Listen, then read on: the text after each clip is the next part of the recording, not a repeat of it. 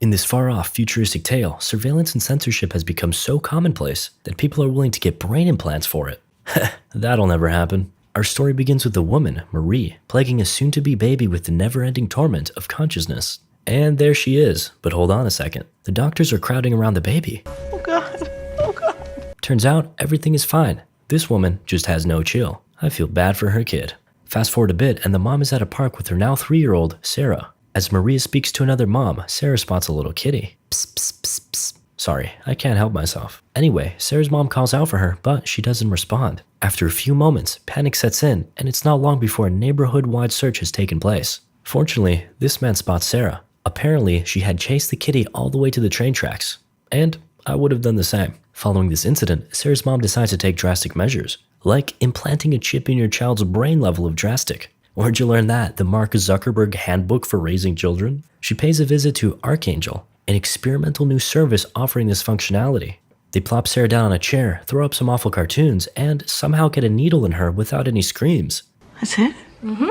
Yeah, there's no way. I can tell you right now that this is the most unrealistic thing that's going to happen this entire episode. Guaranteed. The Arkangel employee shows off some of the chip's functionality. You got GPS, vitals, and a live feed of everything your child sees. There's even a nifty little filter that censors any troubling imagery. The woman switches out the cartoons for something a little more traumatizing and demos the tech. Wow, that's really something. At home, Marie and her dad talk about the decision. You know, back in my day, we just let the kids do whatever the heck they wanted. Boomer moment, am I right? No, just kidding. Technology is seriously ruining the youth and I fear for our survival as a species. Okay, back to happy thoughts. Marie and Sarah play hide and seek. I'd imagine this is how Mark does it with his kids. One day, while Marie is at work, Sarah paints along with her granddad. That's the way. Suddenly, he collapses, but the stress-inducing sight is blurred away. Sarah can't even hear what he's saying.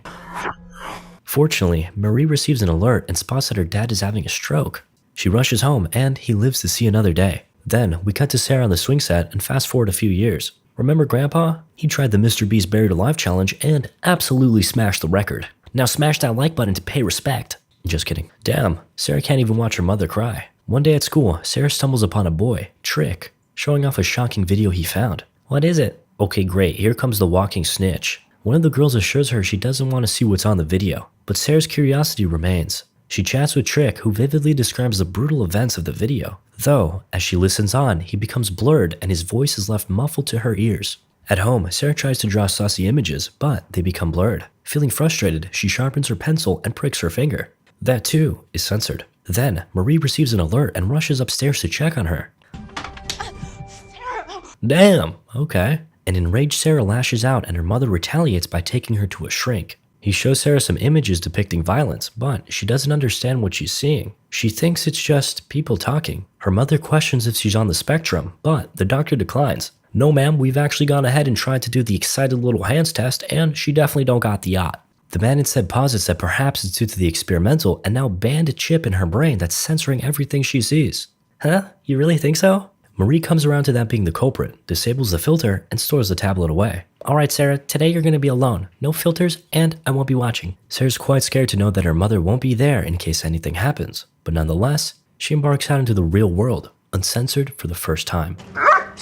A mere barky boy sends Sarah into panic, and she almost gets run over. Meanwhile, Marie can't help but be nervous, so she compulsively checks in on her daughter once more. We can see through the GPS that she got to school just fine. Feeling ashamed of herself, Marie stashes the tablet in the attic. At school, Sarah spots the aftermath of Trick getting his ass beat. As he walks off in defeat, they lock eyes. Later, she sits with him and talks about it. Never seen a bus slip before? Well, my mom took away the filter, so yeah, first time. Excited at the revelation, Trick shows her all kinds of videos. Somehow, this doesn't traumatize her, and we fast forward again to high school. Damn, Sarah is one gargantuan teenager. This actor is like 30, man. Anyway, we catch her at school once more where she spots a grown-up Trick in a sussy van. Apparently, he's a delivery man. Him and his boys invite Sarah and her friend Riley to hang out at night. At home, Sarah tells her mom she's going to be back home late tonight because she's doing a movie night with her girlfriends. Of course, that couldn't be further from the truth, and she's instead hanging out with Trick. Meanwhile, Marie is keeping busy with one of her old patients. Sometime next week. Wow, she's so dedicated to her job. Respect. On the way home, Marie can't help but notice that Sarah ain't picking up. She begins to call all the other parents and realizes that movie night was a lie. Panicked as ever, she checks Sarah's room, but she isn't there. With no other option, Marie visits the attic and pulls out the cursed tablet. She plugs it in and within moments boots it up. And that's how you know what you're watching is fake. Chargers ain't that good. Once it's on, she checks the GPS and sees Sarah at the lake. Fearing the worst, she turns on the camera and... oh, alrighty then. We cut to inside the van when... FBI, open up! My mom knows I'm not at Riley's. uh-oh, party's over. Sarah heads home and lovingly greets her mother, still believing that everything is fine. As time passes on, Sarah continues to hang out with her friends. But all the meanwhile, her mother knows exactly what's going on. One day, Sarah and Trick get to chatting about his job. Her curiosity grows, so he shows her. You sure it's not sugar? This is salt. Don't ask any more questions. Suddenly, Marie gets an alert about Sarah's elevated heart rate. Upon inspection, she sees that her daughter's eating salt with her nose. Yeah, I think it's stupid too. That's not how you eat it, and that's not okay. Later, Marie takes action, visiting Trick at his job. You stay away from my daughter, you hear me? What are you talking about, ma'am? Oh, you want to play dumb? I got it all on tape. Wow, oh my god, you still have that chip in her? You betcha. Absolutely shook, Trick complies with Marie's demands. Sarah tries to reach out to him, but fearing the wrath of Karen, he doesn't reply. It's not long before her mental health is in the dumps. One day, she decides to pay a visit to Trick. Why are you doing this to me? Knowing Sarah's mother could very well be watching, Trick breaks things off. I'm into guys now. We can't be together. A devastated Sarah walks off before beginning to feel disoriented. Still watching, her mom knows exactly what this means. Marie heads to a pharmacy and the next morning we can see her adding a little extra spice to Sarah's morning smoothie. At school, Sarah's symptoms worsen before she runs off to get intimate with the toilet. Oh honey, that was the EC pill that did that. The what? Emergency contraception. Don't worry, I won't tell anyone. What? Sarah rushes home and inspects the garbage, finding the package for said pill. This could only mean one thing. She runs upstairs to confirm her suspicions. Upon finding the tablet, she skims through and sees that her mom's been watching her with Trick this entire time. Soon, her mother returns home and spots the mess. Sarah? She heads upstairs and finds the tablet. Upon looking through Sarah's eyes, Marie sees herself. You watched me. What can I say? TV got boring.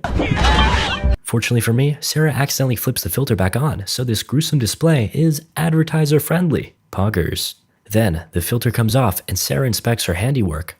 She'll walk this one off. And look at that, she does. Marie wakes up to find a shattered tablet before getting up to search for her daughter. Images of Sarah flash before her eyes as she comes to terms with the fact that her daughter may now be gone forever. We stay grinding, guys. Thanks for all the support. We are almost to where we used to be, and I think soon we're going to surpass it.